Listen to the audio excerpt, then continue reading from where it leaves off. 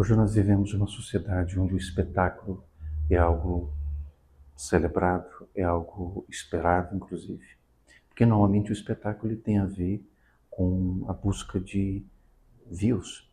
E esses views nos dá, de certa forma, atenção, e a atenção gera hoje um poder. Hoje a atenção que você possa ter, independente do que seja, do espetáculo, da mentira, da barbárie, da crueldade, isso gera receita. E sobre isso, eu gostaria de abordar um tema que faz parte, né, da percepção da nossa sociedade e eu acho que seja pertinente falarmos sobre isso aqui nesse canal. Aqui é um canal onde falamos sobre psicologia, desenvolvimento humano, filosofia e fazemos algumas reflexões e provocações sobre a nossa experiência humana. E eu gostaria de convidar você a se inscrever nesse canal, colocar um like, um joinha, assinar as notificações. E convido você a falar um pouquinho sobre o espetáculo do sofrimento e os impactos disso no nosso dia a dia.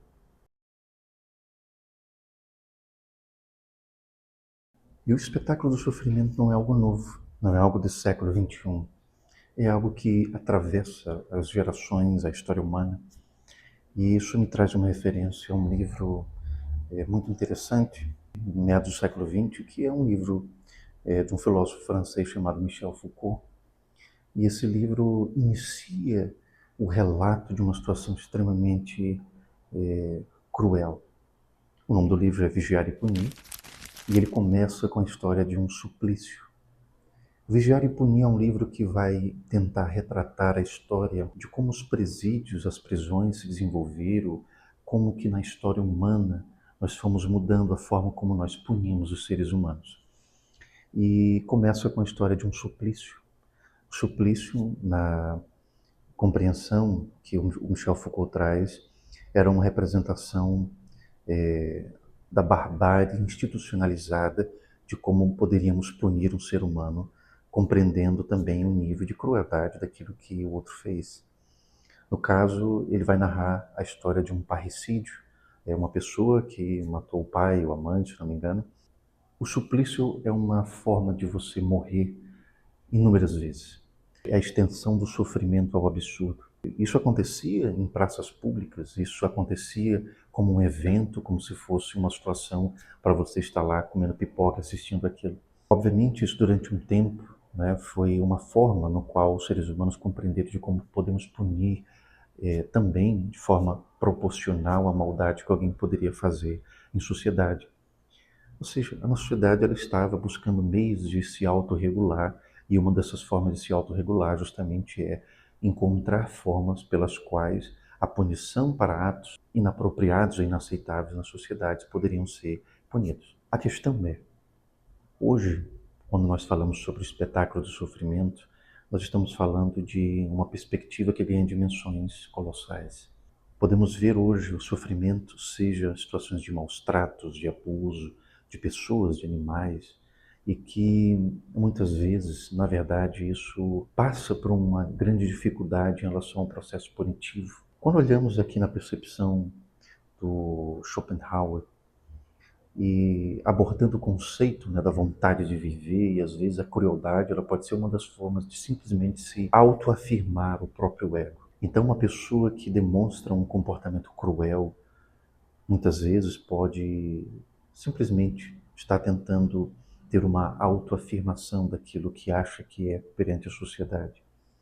Obviamente, isso não justifica a crueldade, o ato infeliz, a violência ou até mesmo a tortura. Mas a sociedade no qual estamos hoje tem um espaço de validação para esse tipo de comportamento, onde a crueldade hoje ela é vista como uma fonte de receita. Eu comentei em um vídeo anterior aqui no canal de um caso de uma empresária que teve a brilhante ideia de vender vídeos para países na Europa, nos quais mostravam-se a tortura de uma maneira sensualizada. Ela se vestia de uma forma sensualizada e torturava animais, esmagava filhotes, né, pintinhos, filhotes de coelho, de gatos, e vendia esse conteúdo para pessoas que estavam na Europa. E a impressão que normalmente as pessoas têm é de que elas nunca serão descobertas. Infelizmente, por uma denúncia de algumas instituições, né, algumas ONGs de proteção animal, levaram, né, o rastreio pela polícia aqui do Brasil e encontrar essa empresária. E é uma pena saber o fato de que ela passou poucos dias na prisão e depois foi pago fiança e está aguardando o julgamento em liberdade. A questão que eu quero trazer é o fato de que o espetáculo do sofrimento é algo hoje visto não apenas por um viés de satisfação pessoal, ou até mesmo pelo fato de que existem transtornos que possam levar uma pessoa a ter um comportamento de infligência da violência ao outro. Mas o fato é que hoje nós temos aparatos de tecnologia nos quais viabiliza e incentiva que pessoas comuns, às vezes, possam desenvolver esse comportamento simplesmente por uma percepção de que isso pode ser uma fonte rentável. Então, veja, você ter comportamentos infelizes como a mentira, como a tortura, é algo banalizado. Veja, na distopia do Aldous Huxley, né, Admirável Mundo Novo, ele traz uma cena muito interessante, né? Quando as pessoas estavam prestes a morrer, elas eram levadas aos hospitais, que eram hospitais verticais, e essas pessoas ficavam ali no leito de morte esperando, estavam doentes, muito idosas, e curiosamente eram levadas crianças para fazerem um tour nesses locais, né, de moribundos que estavam ali prestes a morrer. E essas crianças eram incentivadas a visitar, a olhar como é que aquela pessoa estava sofrendo. E após essas visitas, elas recebiam um reforço positivo, elas recebiam um chocolate. E fazendo um paralelo à nossa sociedade atual, o algoritmo que faz recomendações para o que a gente vai assistir, o que a gente vai consumir na internet, ele não entende o que é necessariamente algo moral ou imoral. Ele entende o que de fato vai gerar retenção.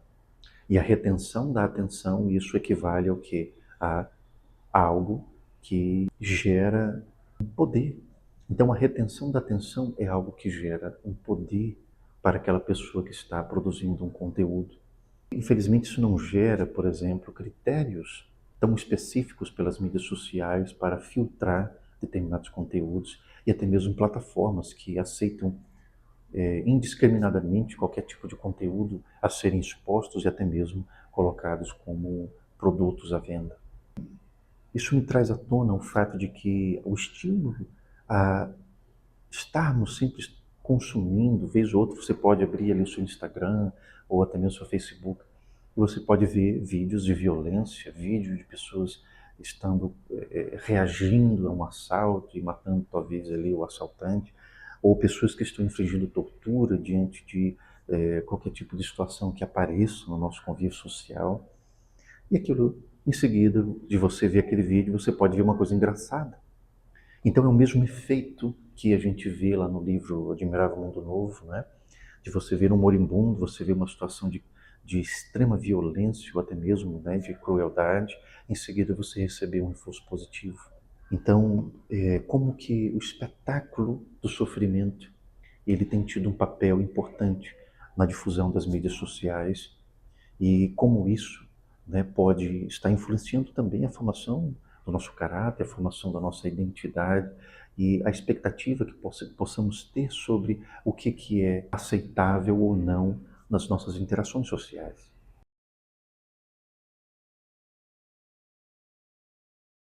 E voltando sobre essas referências, na obra do Foucault ele traz uma observação interessante quando falamos aqui sobre o espetáculo do sofrimento, a imposição da dor e da punição, por exemplo, no livro Vigiar e Punir, ele é visto também como uma imposição de um poder. Ou seja, a punição em público e a observação disso como um espetáculo se torna para a sociedade não apenas a observação da dor e do sofrimento, mas um texto político. Então a gente entende que a imposição do sofrimento é também um posicionamento de poder. Quando voltamos novamente aqui à ideia do livro do Aldous Huxley, quando entendemos o sofrimento por viés da distração, na verdade, é uma forma de distanciar a percepção e o sentimento de empatia sobre a dor do outro, para que isso não se contraponha à nossa dieta de dopamina. E curiosamente, né, hoje nós vivemos em uma busca incessante por esse processo de recaptação de dopamina, e a observação e o consumo de conteúdos ligados aos maus tratos cada vez mais parece de uma forma banalizada, de uma forma normalizada. Hoje você talvez eventualmente assistir um vídeo ou corriqueiramente na sua rede social você se deparar com um vídeo onde possa estar algum conteúdo sensível, é muito mais comum você não ficar tão impactado com isso. Porque aparentemente existe uma sistematização da nossa diminuição da própria empatia e do impacto que observar alguém em sofrimento possa gerar para nós. Isso nos traz alguns questionamentos, né? Até que ponto a, a disseminação desses tipos de conteúdos sensíveis nas mídias sociais vai se tornar tão banal, associando-se também, por exemplo, à própria produção de vídeos gerados por inteligência artificial que podem simular, por exemplo, isso, pode até certo ponto também afetar as nossas relações humanas, pode afetar o nosso senso de pertencimento e o nosso sentimento de humanidade para com os outros.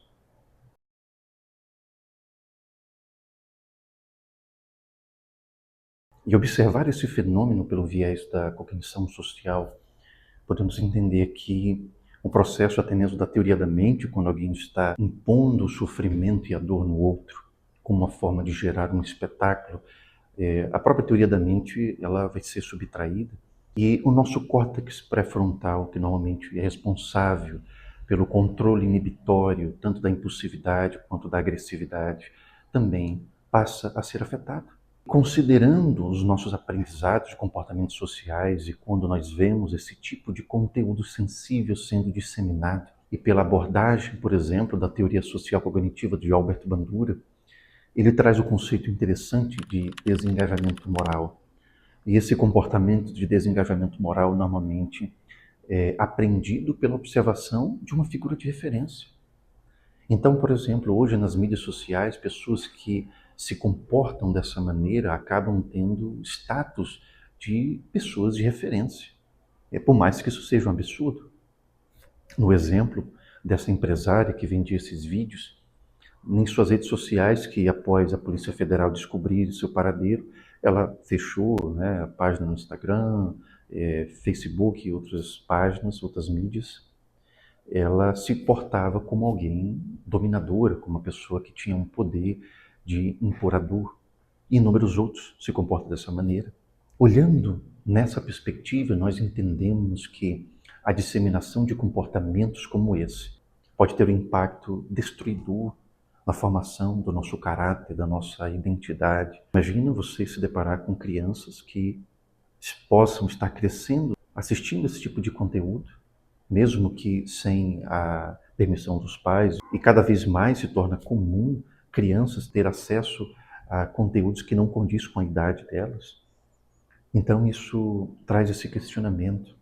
O espetáculo do sofrimento, ele não é apenas a tentativa de monetizar o sofrimento, ele não é apenas a tentativa de monetizar conteúdos sensíveis, mas é uma tentativa também de afetar a formação do nosso caráter, a formação de aspectos sociais que possam trazer uma compreensão de um desenvolvimento humano que não condiz apenas com a barbárie e com sentimentos aflitivos. Olhando pela perspectiva do Schopenhauer, ele tem uma frase muito difundida, talvez muito famosa, de um livro chamado Fundamento da Moral, onde ele faz essa comparação da compaixão aos animais como algo que associa a um bom caráter. Então, se uma pessoa, por exemplo, não trata bem ou gera maus tratos aos animais, logo, essa pessoa não pode ser boa. Curioso, né, quando nós voltamos a observar isso, dessa disseminação da violência, dos maus tratos, impondo o sofrimento como um espetáculo. Existe um fenômeno também na psicologia social chamado bystander effect, ou o efeito espectador, onde, à medida em que muitas pessoas estão observando, por exemplo, uma situação onde um outro indivíduo ou, né, um outro ser precisa de ajuda, há uma tendência em congelar, uma tendência em não ter a ação, de se diluir, de fato, a ação imediata de proteção ou de salvamento, talvez, dessa pessoa ou desse animal. Isso traz aqui uma referência que eu acho interessante, que não é apenas nas mídias sociais. Nós vemos nas TVs isso já há muito tempo. E se você observar, há muitos anos já existem programas policiais sensacionalistas e que surgiram, né, assim, no começo dos anos 2000 de uma forma muito mais presente.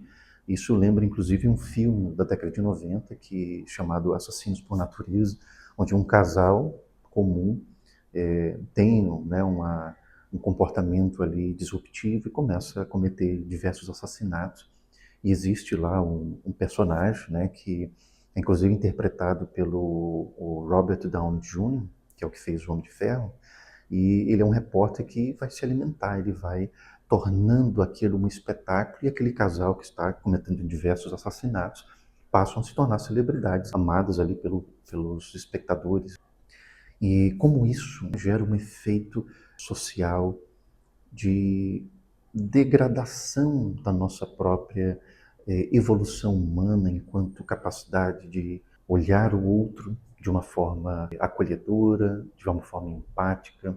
Porque quando nós observamos o desenvolvimento das nossas tecnologias, né, nós associamos normalmente isso como um progresso humano. Mas será que esse progresso, a ponto de nós termos hoje inúmeras ferramentas que viabilizam até mesmo a nossa comunicação em qualquer lugar do planeta, o acesso à informação ilimitado, mas será que isso compensa a nossa ausência de humanidade? E são reflexões como essa que me fazem observar que as ferramentas que nós usamos hoje, elas podem ser excepcionais em relação a novos aprendizados, em relação ao desenvolvimento humano, mas por outro lado também podem ser armas destrutivas. E é isso que nós precisamos começar a questionar. É isso que nós precisamos começar a colocar uma pulga atrás da orelha, entender se tudo o que essas grandes corporações e produtoras, né, de aparatos de tecnologia, seja de smartphones, seja de androides, robôs, data centers e produtoras, né, de inteligências artificiais, até que ponto também isso está incentivando uma engenharia social da manutenção de comportamentos que podem nos distanciar de fato da nossa natureza humana. Nesse sentido, nós vemos que a era digital é uma gamificação, uma difusão de informações, e essas informações muitas vezes chegam a nós sem uma filtragem. Até que ponto o impacto disso no nosso dia a dia pode se tornar algo que realmente favoreça não apenas o surgimento de doenças ou transtornos psicológicos, mas também que afete diretamente o nosso convívio, construto ontológico da nossa sociedade, a nossa história e ou mesmo a nossa própria autodestruição. E fechando essa reflexão hoje, nesse vídeo, eu gostaria de convidar você justamente a difundir isso, a colocar suas observações aqui nesse vídeo, o que você concorda, o que não concorda, o que você poderia acrescentar, e entendendo, né, até que ponto a observação seja até mesmo, né, critério de denúncias. Né? Existem pessoas que procuram ver esses vídeos como uma forma de encontrar essas pessoas que estão gerando esses tipos de maus tratos e sofrimento para então denunciar. Mas até que ponto nós estamos nos tornando consumidores desse sofrimento ou olhando, de fato, o sofrimento do outro? Até que ponto estamos exercendo essa nossa humanidade? Se você assistiu esse vídeo até aqui, né, agradeço novamente sua atenção. E se você gosta de assistir vídeos relacionados ao desenvolvimento humano, à psicologia, à filosofia, Eu convido você a se inscrever nesse canal, colocar aqui embaixo desse vídeo seu comentário, ative essas notificações e até breve.